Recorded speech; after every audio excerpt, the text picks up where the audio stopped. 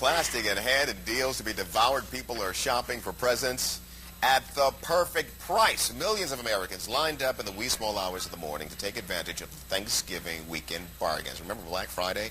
Folks trying to get to these stores and running over folks. Deep discounts on electronics, clothes, toys, shoes, you name it. Researchers reveal sales during the three-day holiday weekend totaled nearly $17 billion. Sales for the November-December holiday combined are expected to reach nearly $440 billion. And the average person will spend at least $700 on gifts this year. Woo! So will you go into debt to try to impress your loved ones with lavish gifts? Joining me now to help us avoid this holiday debt hangover is financial expert and author of What Had Happened Was, Clyde Anderson. Clyde, good to see you. How you doing today? Wow, outstanding. I love the title of the book. Thank you. It should have had a couple of other lines here. You see, What Had Happened Was. But here's the book. Catchy title. How'd you come up with it? Talking with people for several years in my profession, yes. Probably the last 8 years, usually I hear a lot of stories. Right. And as soon as those stories start, how do they start? With, well, you see, what had happened was.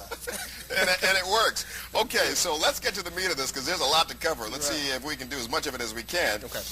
The premise here is how to avoid the holiday debt hangover. And the first thing you tell us to do is to create a budget. I mean, come on, what are you talking about, Clyde? The holidays know no budgets. It's the foundation. You got to have the budget. I mean, you got to start there. Name those dollars before you spend them. Know where they're going. You know, account for everything. Know how much is going towards savings, how much is going towards investing, how much you're going to spend on gifts, and how much on each gift. Oh, very good, very good. Leave credit cards at home? It's hard for a lot of people, but I think that's the key. If you leave those credit cards at home, you think about it. When you see those dollars coming out of your pocket, yes, it's a lot easier to account for everything than the plastic, which a lot of people equate with imaginary money. Yes. So you're talking about checks then, or do it with cash? With cash, that's it. Or do it with cash. That's but once you get into the stores, there are all these in-store deals for credit cards. You're saying avoid those? Don't do it. Don't do it. Stay away from them. You know, don't apply for that in-store credit. So create a get-out-of-debt plan, an exit strategy. Have an exit strategy. It's key. You know what you need to do to get out of that debt. You know, if you can't pay it off within the first month. You know, 2 to 3 months at most. But, you know, if it's more than that, maybe you have to reevaluate everything, and maybe it's something you really can't afford at this time. An accountability partner. You know, have somebody that you're accountable to other than yourself. If you're married, it's a spouse. If not, maybe it's a friend or a shopping buddy that knows your budget and knows exactly what you're out to do. Clyde, here's a tough one. Make sacrifices. We don't want to make sacrifices. That's hard for a lot of people, but it's key. I think that's so key for so many people. You got to look at it. Trim the fat where you need to. Yeah. You know, maybe this year it's getting a Timex instead of a Rolex. And the reason we want to do this is because we want to keep our credit in good shape. Yes. And to do that, you tell us the number one piece of advice is pay on time. Pay on time. You got to pay it on time. You know, when you do charge things, that's the thing that can help a lot of people, even if it's the minimum. You know, I would like to see a lot of people pay more, but if it's the minimum, just pay it on time. And pay the late fees. Pay the late fees. You know, those late fees can hurt you. They can hurt you.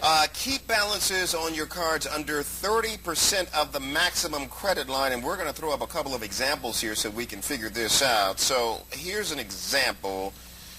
Well, $2,000 is your credit line times 30%, $600 debt on the card of $500. All right, explain that. That's it. I mean, when you're maxed out on a credit card, maxed out meaning you're at your limit. Yeah. That's really going to hurt your credit score. It looks like. Well, why do they give you the limit? If they don't want, they want you to spend at the limit. That's what they want you to do. So you got to be smarter. But then you're penalized if you do it. That's it. That's it. We're going to give you the limit.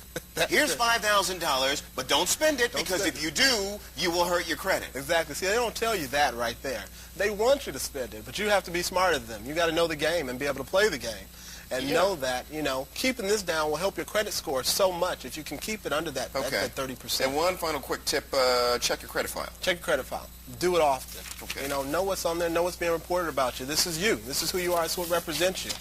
You know, pull it. That's good information, Clyde. Very good information. Clyde Anderson's book, here it is. You see what had happened was, and available now. Available now. At your website? At my website, yes. Which is? It's www.paramind. That's P-A-R-A-M-I-N-D, publications.com.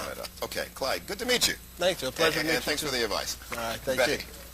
All right, Tony, I've been crunching some numbers here, and, you know, doing the numbers I'm going to have to take Clyde's advice. That means you're not going to get anything. The sacrifice. I'm sorry. I'm the sacrifice. Blame it on Clyde. I mean, he's right there. Nice. I just can't do it this year. Sorry, Tony. Thank you.